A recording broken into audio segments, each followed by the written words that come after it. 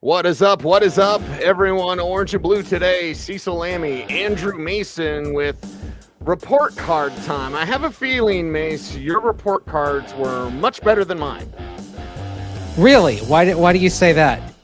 I was on the Knowledge Bowl team, so I was one of the smartest kids in high school, but I also didn't really care for like homework and stuff, so I was like a C and D student that would be on the Knowledge Bowl team, and I know I pissed off all the like straight A students. Yeah. Like, hey, I tried out, I made the team, so there you go. Well, you know what they say, D's get degrees, right? That's right. Like Tommy Callahan and Tommy Boy. Right. Tommy, played by Chris Farley, of course, the pride of Edgewood High School, Madison, Wisconsin. D+, I passed. Yes. What kind of grade? Yeah, there are some people a lot of people go to college for 7 years. Yeah, they're called doctors. They're called doctors. Yeah. I used to say that when I wanted to be mean about Devontae Booker, but I don't want to be mean anymore. Oh, gosh, I want to be nice. Low blow. I want to be nice. Oh, I mean, he did go to college forever. I want to be nice, but maybe with a curve. How do we grade?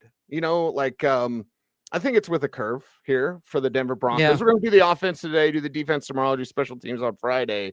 So we got OBT lined up for you this week. But I have a feeling these offensive grades, there's going to be one really good one and then some questionable grades for us and for the listeners and viewers down below.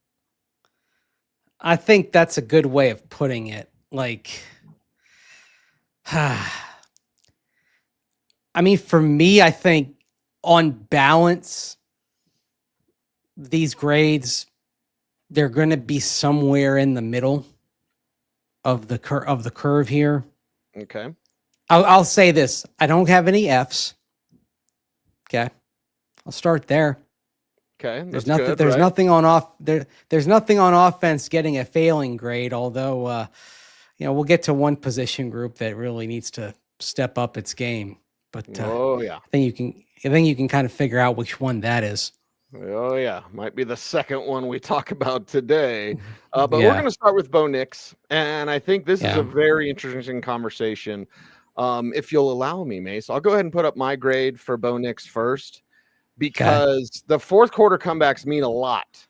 A lot. And his flexibility, he's calm under fire, he's great against the blitz, but I like the earlier starts, and that's why a perhaps controversial being minus for Bo Nix today. I can't really grade him much higher, Mace. I may be wrong. Your grade may be different than mine, but I'm going to go B- for Bo Nix.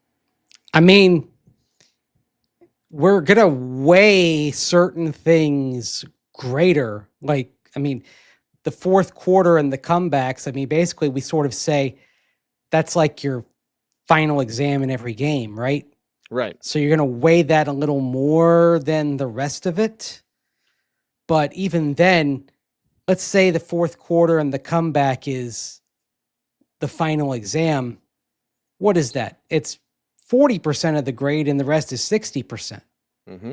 So even then, if you're giving it more, you're still giving it more weight, but there's still the rest of it to consider.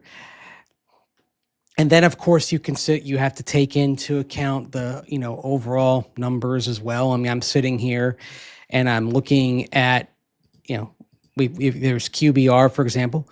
I'm looking at EPA per play, expected points added per play. I'm sitting there seeing 21 of 36 eligible quarterbacks. So that's slightly below average. Okay.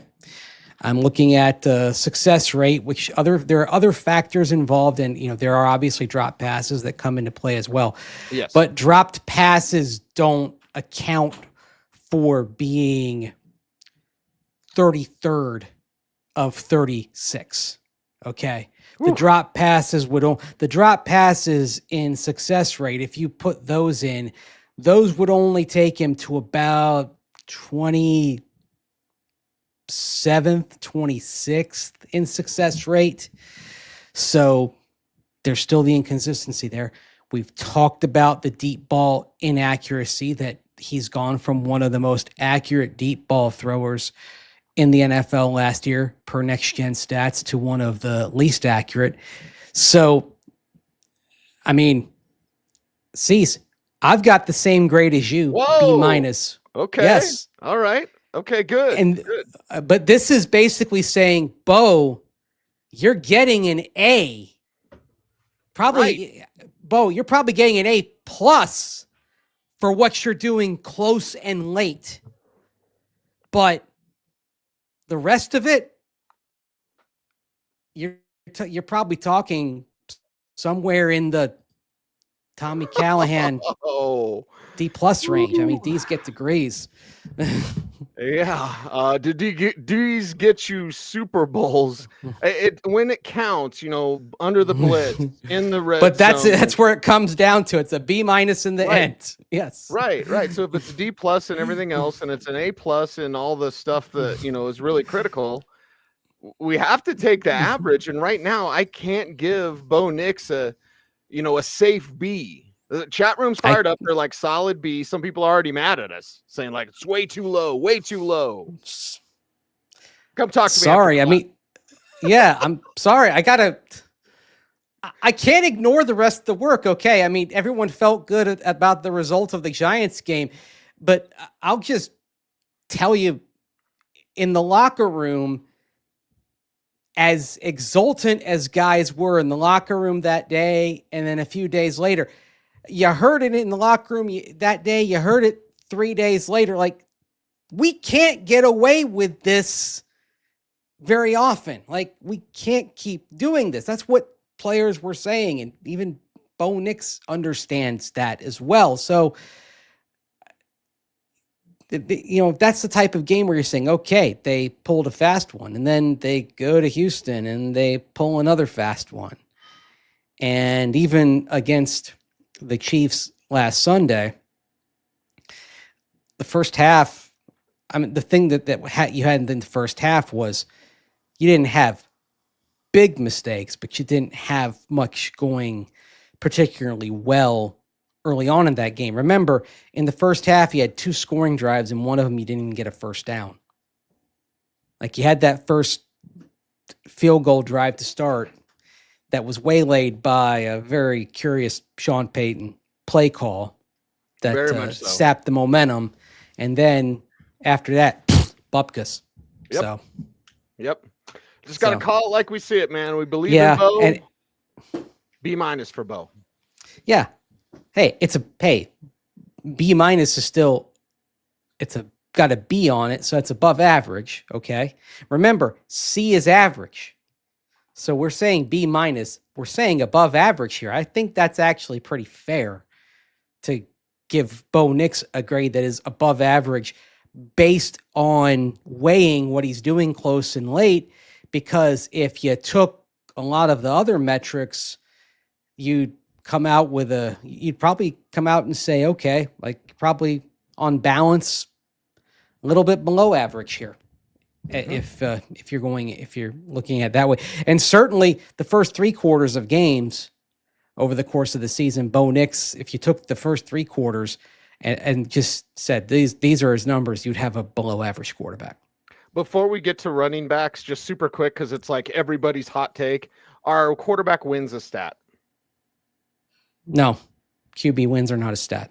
I don't believe so either, because the chat room's like 9-2. QB wins aren't a stat.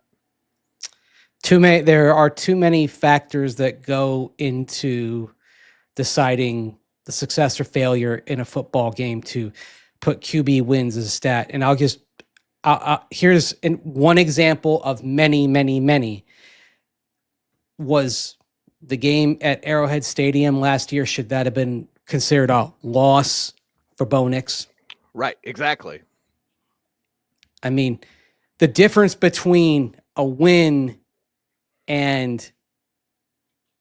or the difference between a loss in a game that would have gone to overtime in regulation. So the difference between a loss and a draw after 60 minutes, basically, it's whether the field goal goes in or whether the field goal is blocked. I mean, that's the sort of thing. And that's again a reminder that that the entire team ends up deciding a game, and in any given game, the result rides on a kick, or it rides on a punt return, or it rides on a corner getting called for DPI, or there are too many factors. And that's why I've always tended to dismiss the QB wins stat as something it's a metric. We can take things from how a quarterback performs in certain areas of the game. Like, we can take something from Bo Nix's performance in close and late situations. So I think that is more instructive and valuable than QB wins. I think, yeah. Yes. I think when you look at Bo Nix and say, all right, well, he may not be much over the course of the entire game. He may have an incredibly low success rate or a middling EPA per play, if you take the entire game, but it's substantially better in the fourth quarter. His fourth quarter EPA per play, Cease, is 7th in the league. Okay? His fourth quarter success rate, it's not in the bottom 4, it's 25th, but it's not as bad. But the EPA per play in the fourth quarter for Bo Nix goes from basically middle of the pack to top quarter of the league. So that's the difference between Bo Nix over the course of the game, the entire game, and Bo Nix in the fourth quarter. And by the way, so just to kind of compare and contrast, Bo Nix fourth quarter EPA per play 7th, Bo Nix EPA per play first 3 quarters 27th. That's the difference between Bo for the first 75% of the game, 75, and the last 25%. I like it. I like it a lot. We're getting plenty of comments. Want your grades down below in the comment section. Live chat's awesome. Comment down below as well. Super quick. Controversial take. We're coming in hot today. Already. Sharon asks, is there a player that you would consider an A+?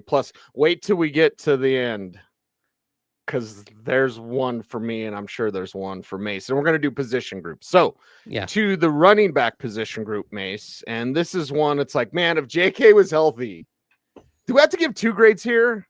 Or like, how do we grade this? Before I give you my grade, because it's not great, Bob, tell me if I should bump it up a little bit, because JK was here for 10 of these 11 games. I got to bump it up, right? Okay, yeah, you're giving the position group grade, and then I think there's an individual grade that's an A, right? Yes. Like J.K. Dobbins, in my opinion, is an A. Maybe A+. Yeah. He was great when you went to him. Yeah. Yeah. Outstanding. Everything you could have hoped he would be, and more. Mm-hmm. Yeah. Not just as a running back, but as a leader. Like, he brought every intangible you could have possibly wanted. And as we're talking about all the Broncos' high hopes, the thing that we really haven't properly talked about is the impact of losing J.K. Dobbins, because they got by for a game, but that running game was not the same. Oh, and yeah. That's a lot. That's going to catch up with this team if RJ Harvey and company can't step it up. So that's, just saying, like, we look over the horizon on this show. That's just kind of what we do. Mm-hmm. So the whole position group, knowing that J.K. Dobbins is an A, but there isn't anything higher than a C realistically elsewhere. So for me, I got to give the running back room a solid B on balance. Okay. With JK's grade attached to this, correct? Yes. Okay. That's fair. That's going to change my grade as well, because J.K. Dobbins was one of the best running backs in the league, and then he got hurt. Yeah. And now he's lost for the season. So it changes some things. And now if I average out my grade for what it is without JK, I'll tell you what it is without JK, and then you help me with the averages. Okay. I got this. Okay. Without JK. I mean, Harvey isn't coming through as a runner yet. He needs coming through as a pass catcher. Those touchdowns are sweet. Tyler Baday's kind of but they trust him on third downs. I think Jaleel could change this grade, but the position is running back. And I understand that takes more, and Sean uses 2, and he's got a committee now of 3. But I'm a bit concerned. So if it's an A+ for JK and it's a C- for everyone else, that puts me right about here, right? Yeah, it puts you. It's right about there because I mean we're not necessarily grading every running back equally because of course you did see more of J.K. Dobbins, but I mean I hate to say it, but Tyler Bidet, good blocker, but the drop rate being the highest of any player with at least 10 targets so far this season. I mean, that's where, Tyler Baday's probably in the like D to D- range. And then Jaleel McLaughlin, I was gonna say incomplete, but probably he got just enough work there against the Chiefs to say, okay, yeah, he got in the end zone with a little help from his friends. So, that's you know what? I'm still going to say incomplete because it was a small sample size. By the way, though, did you notice Sean Payton got the old affliction of if Jaleel's in the ball game, 70% chance he's getting targeted or he's getting the ball. So it's just hilarious. If Jaleel's in, Sean wants to get him the ball. It's a tell, Sean. It's a tell. We all know it's a tell, Sean. Oh, why you are the way you are, Sean? Oh, he kept. The funny thing is, can't help himself. He kept deactivating him, but that man loves him some Jaleel McLaughlin. Oh yes, and that's why Jaleel, super excited to get out there, but zero disgruntled. I talked about it on the air today, Mace. These guys buy into that vision. Sean is charismatic. Yes, maybe a grumpy puss to you and me and Luca Evans, but and Chris Thomason, but he is charismatic to his players. I got a vision for you. Just you wait. When I put the post on social media out there on Monday that said he really should be considered for Coach of the Year if we're talking about it so far, I mean, I separate kind of the way I feel about how he can be in those conference calls and how he can be at press conferences and all that. Like the way he was with Luca, it's like, I mean, come on, man, you could have a little bit more grace there with, I get that the question was asked before. Here's the tempo question. Yeah, the question was basically asked before, but I mean, you could probably have come at that with just a little bit more tact. Ooh, on special teams show, because special teams is a smaller show. We got 3 guys to go over basically, and Marvin. Mm-hmm. We should actually grade Sean Payton. I just thought of that. Maybe we were going to anyway, but let's wait. That's Friday. Yeah. We're going to give a grade to Sean Payton that may put us on the naughty list for Christmas. Oh boy. But let's move to wide receivers here, Mace, because again, I think the controversy will abound. Well, before we go on, I just want to talk about RJ Harvey real quick. Like the one thing he has got to improve, that you really kind of want to see him improve. You want to see that success rate improve. Okay. Success rate for J.K. Dobbins, 53.6. That's pretty good. Perfectly fine. RJ Harvey has one of the worst success rates for any running back in the NFL with at least 50 attempts. It's 37.7%. To tell you kind of the gap and the decline that you have when you go from JK to RJ in terms of consistency. And this is another reason why the grade drops when you talk about the overall position group, is that RJ isn't yet taking advantage of the opportunities and the holes that are there from an offensive line that is still 8th in the league in run block win rate, that is by and large getting the job done up front better than most teams in the NFL, despite being on left guard number 3. So that's... People forget about that. Yeah. So that comes into play as well. They ought to, RJ's a rookie, give him some time, but right now there's some more meat on the bone there that he needs to get chewed.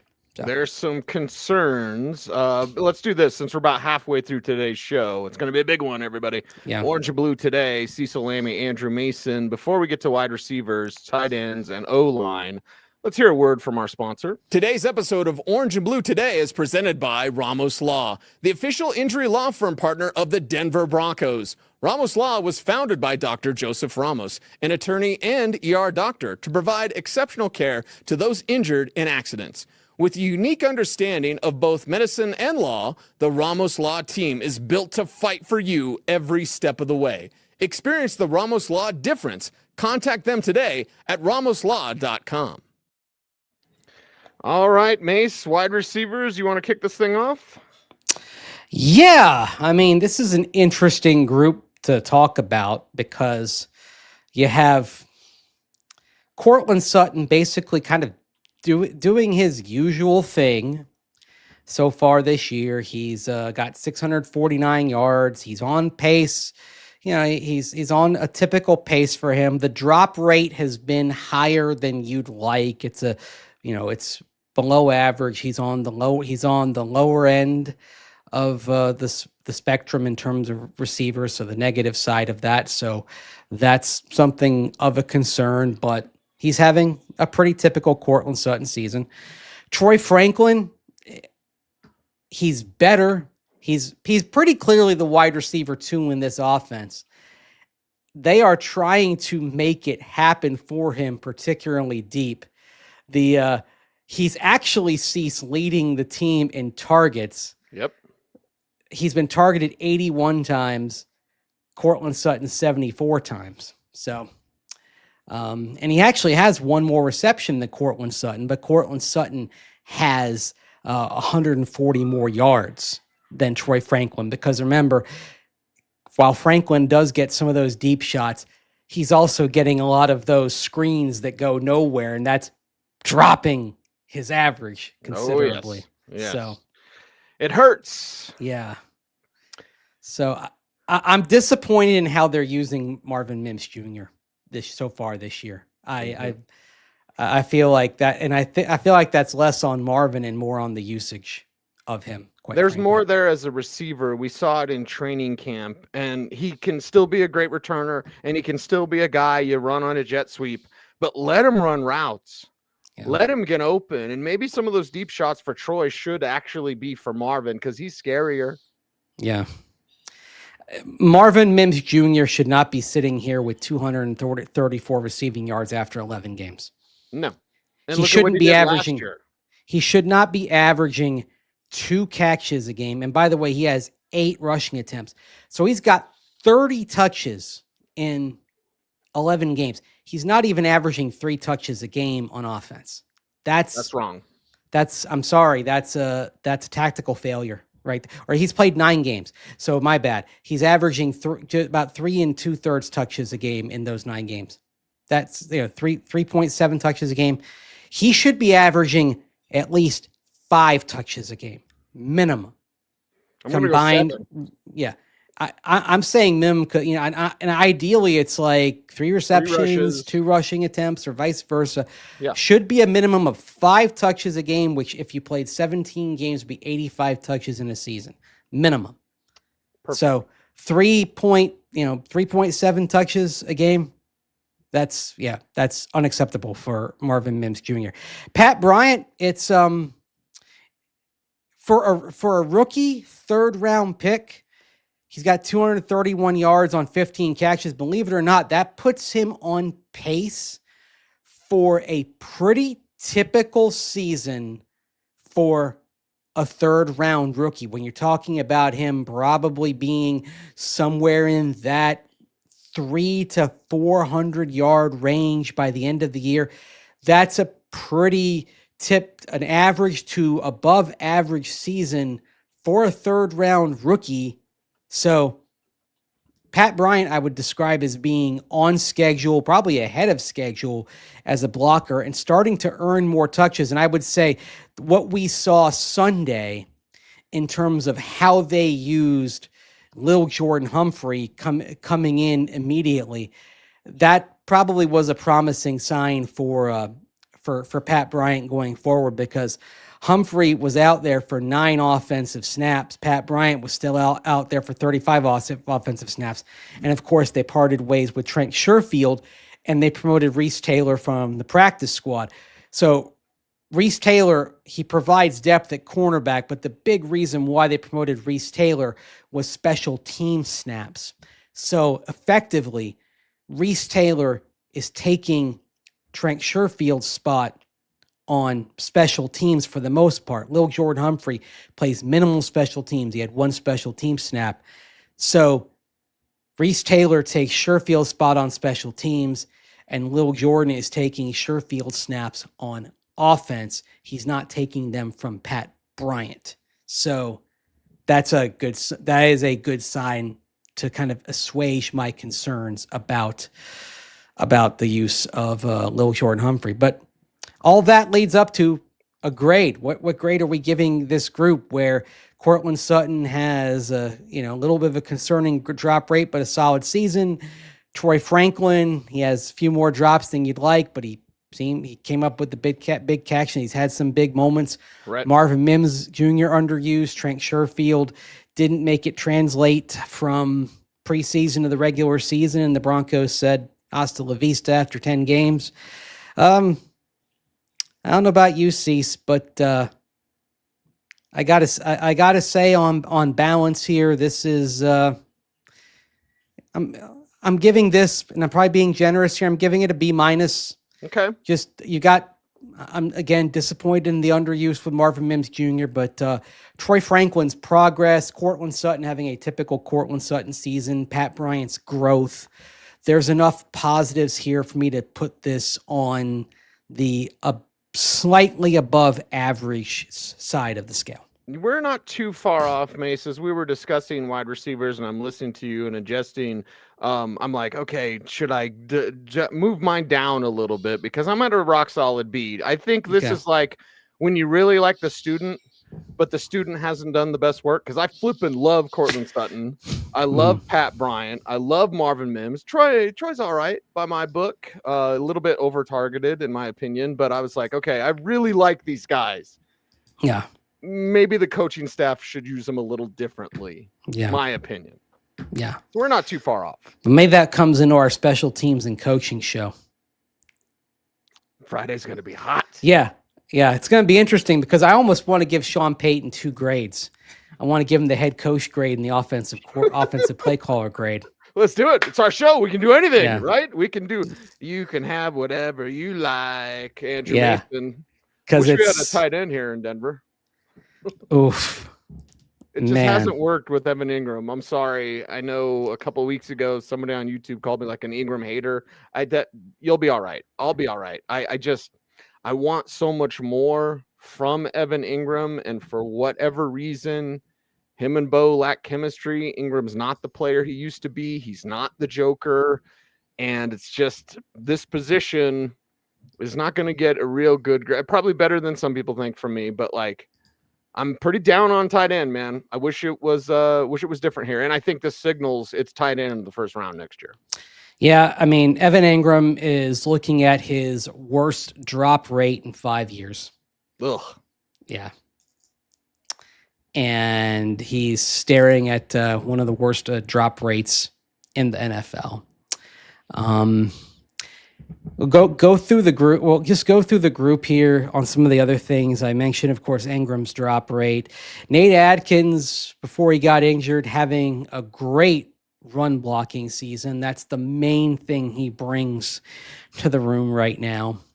Adam Troutman, above average in pass protection. If you're going by the raw data from Pro Football Focus, I'm not keen on the grades, but I look at the raw data. 16th of 46 tight ends with at least 20 pass blocking snaps in pressure rate allowed.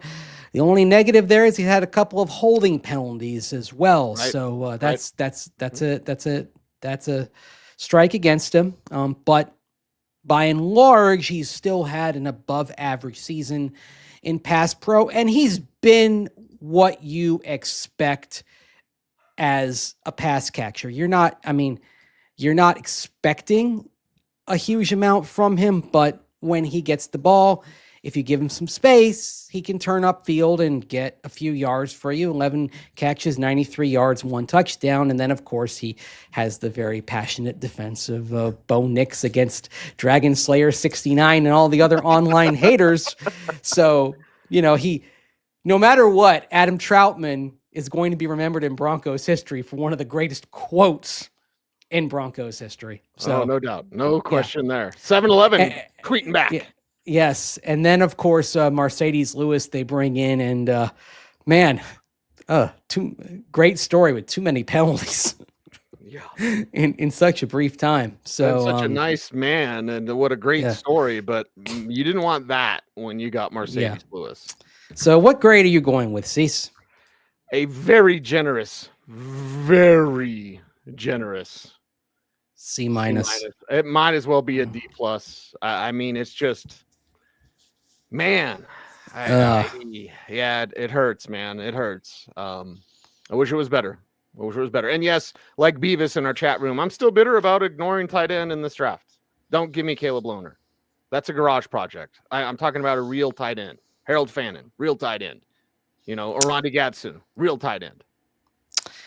It's the hypothesis I have is that when Shadé Barron fell, it was like, wow, here's a top 10 guy on our board, and he's sitting there at 20, and it kind of blew up whatever draft plan they had, and they pivoted.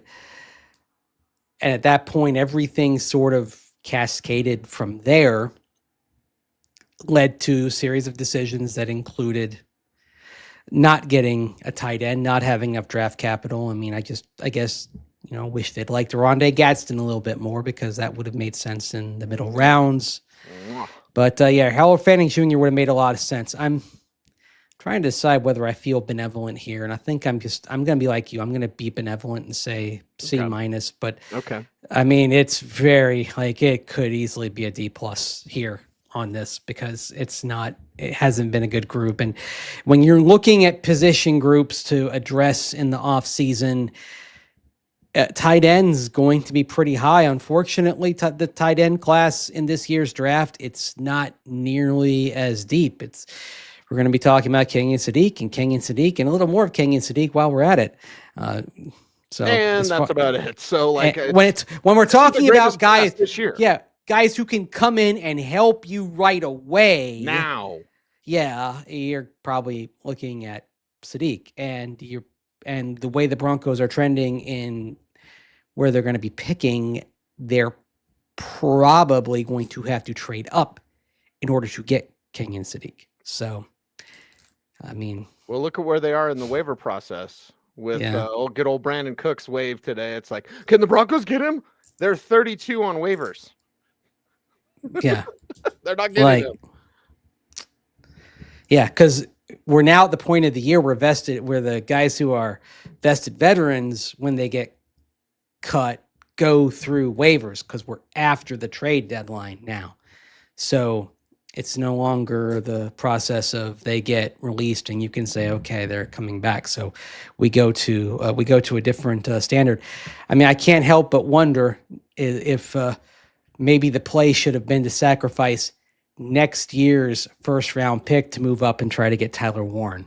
That's the one that got away. What happened to Lucas Kroll? He's on injured reserve, Beavis. So that's the thing. He's just not available right now. I hate to be the one to ask this question, Mace, but did Kroll influence their draft decision? Because you still haven't quite seen him as a receiver. You haven't quite checked it off of he can't play. He's close, and he's probably never going to play next year or whatever. I don't think so. I'm not sure they were expecting him to make the team.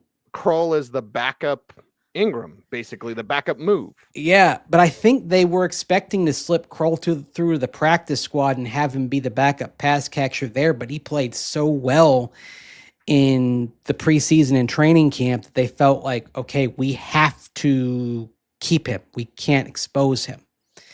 And he ended up sticking on the 53. Like, he was one of those guys who basically said, I dare you to cut me. And they didn't cut him. They kept him. So I think it was, sometimes you have players that, so we're simply put, they're just too good to be cut based on the way they performed. And Kroll was one of those guys.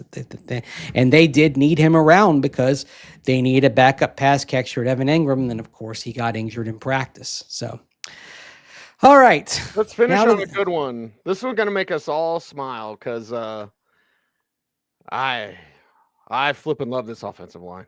Yeah. I love them. And it's okay. I mean, last year it was an A+. Okay. Yes. Yes. So it's not an A+ this year. It's a little bit off. There are reasons for that. Quinn Miners has been playing ill. And left guard, you're on left guard number 3. Ben Powers, Matt Parrott, both on injured reserve. Now you're on Alex Palczewski, literally having to play on the left side for the first time in forever. So he's having to, as the offensive line will tell you, gotta, what's it like? What hand do you wipe with? Well, wipe with the other hand. That's what it's like. And so, but to just kind of go through some things here.